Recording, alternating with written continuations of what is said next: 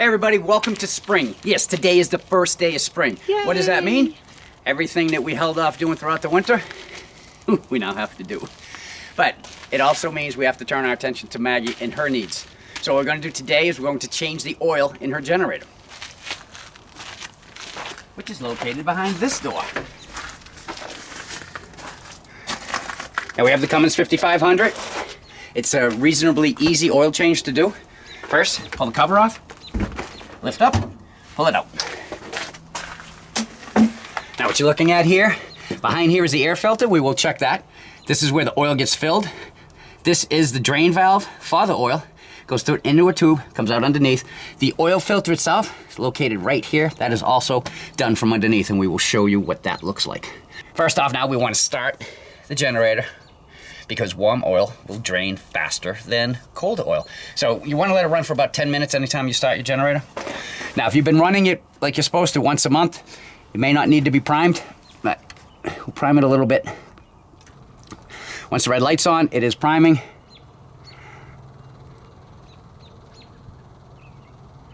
And let's see what we got.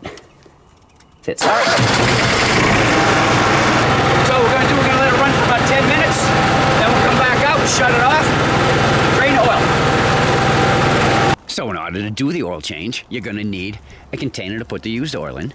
You're gonna need 2 quarts of fresh oil. You're going to need a new oil filter, and you're gonna need an oil filter wrench of some sort to get the old one off. Now, if it's the first time the oil filter is being changed on the generator, you may have a problem. I don't know who they have working there at Cummings, but he must have a bionic arm, because they are very, very difficult to get off.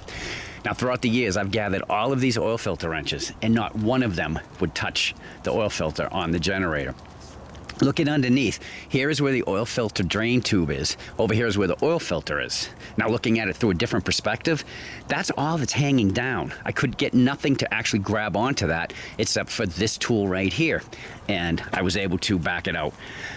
Needless to say, I've not had a problem since putting these on or taking them off. It's just that first time, so it cost a few choice words, but I eventually got it off.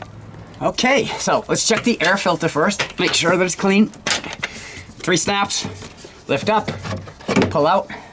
There's the air cleaner, and I mean, God, it looks new. So, yeah, that's pretty good. Very nice. That does not need to be changed. Make sure there's a lot of bugs in here though. Well, small little insects. This one is still good, so we can put that right back in. Take the cover. It's got 3 lips up here. Those go in first. And then just pull it over. Clip it back in. All right, that's done. Now this also gives you information. Tells you about checking the oil level, checking the air filter, the oil and filter change. Should be every 150 hours or annually. We are doing it annually. This gives you the replacement numbers and the oil capacity. 2 quarts.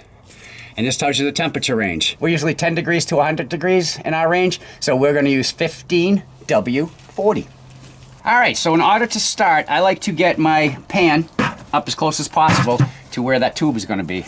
Now just make sure that your tube is lined up over whatever you're catching it. You can put an extension tube on here if you want to, and put it right into a gallon jug. Right here. Just turn it towards you, and it will open it up, and the oil start flowing. Look at that, that's hot leaving dirty. Nice. Now you can make that flow a little bit easier if you open up the oil fill cover. Let the air equalize itself in there, see? Now I like to give it some time to drain, so we're gonna walk away for a little bit and just let this continue to drain, and then we'll be back. We went in, we had lunch to continue to let this drain, and it's pretty much completely drained, so we're going to take the oil filter off now, right here. I just use one of these, where it grabs it, and it seems to do the job.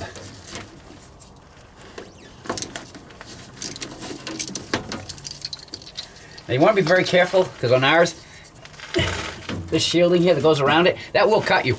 Trust me. Just unscrew it, counterclockwise,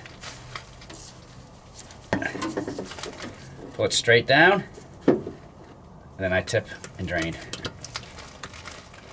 Now we will be using the manufacturer's oil filter, mainly because there's a 3-year warranty on the generator, and this is the 3rd year, so it's just easier.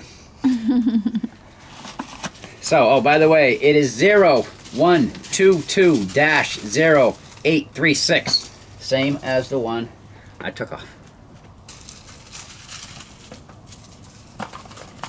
Just gonna take it out. Eventually. Now, when you get this, see how dry it is? Mm-hmm.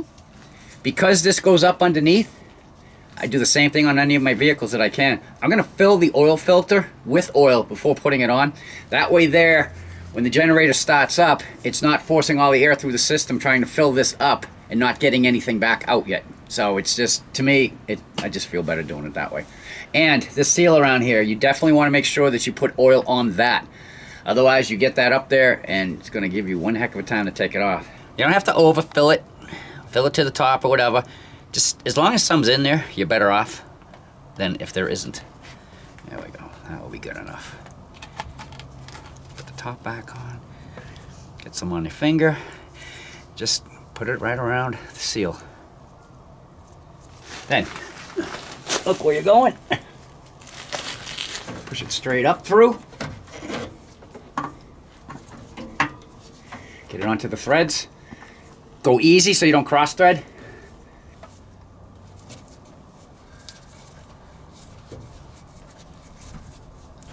Takes longer than you think. You get it hand tight. So what we're going to do now is we're going to close the drain plug. Turn it till it's tight and just give it a little snug. All right, now the fill cap is also the dipstick on it. This will take 2 quarts.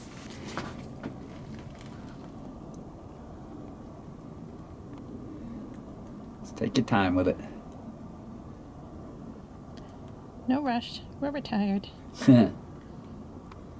Quart number 2. Yep, going in now. This one takes a little bit more time than the other one does.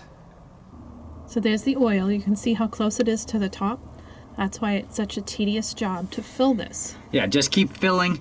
Just go slow. Yeah, back off and then keep filling because that's all I have left. The last quart is going to take some time to put in. All right, we got all the oil in there. Cleaning off the dipstick. Gonna put the filler cap back in. Gonna start it, let it run for a little bit, check for leaks, shut it down, and then check the dipstick, because if I put it in there right now and pull it out, it's gonna show it's over full. So,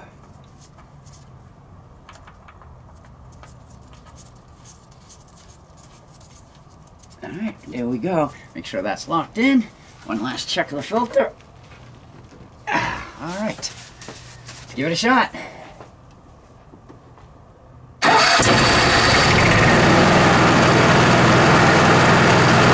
right, I'm gonna shut it down now. Can you hear me?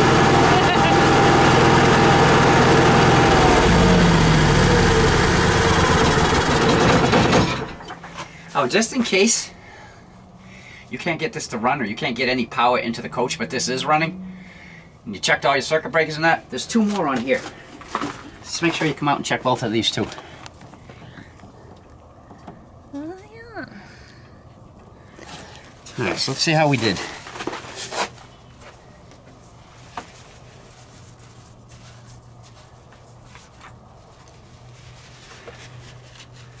Now, if you look, it's gone down considerably now that it's run. Or not considerably is a strong word, but it has gone down. It's hard to get the camera to focus on that. Yeah, guys are gonna have to take a word for that. All right, so this all cleaned off. Put it in. Threw it in. Pull it out.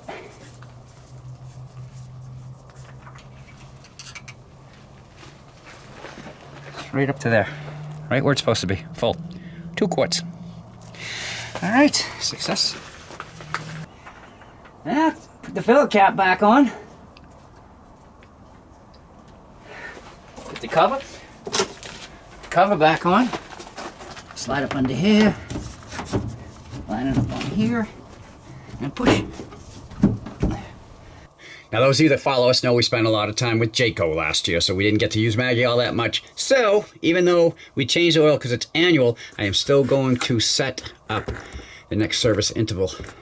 So you come down to service. So we still had 120 hours left as far as the Energy Command 30 was concerned.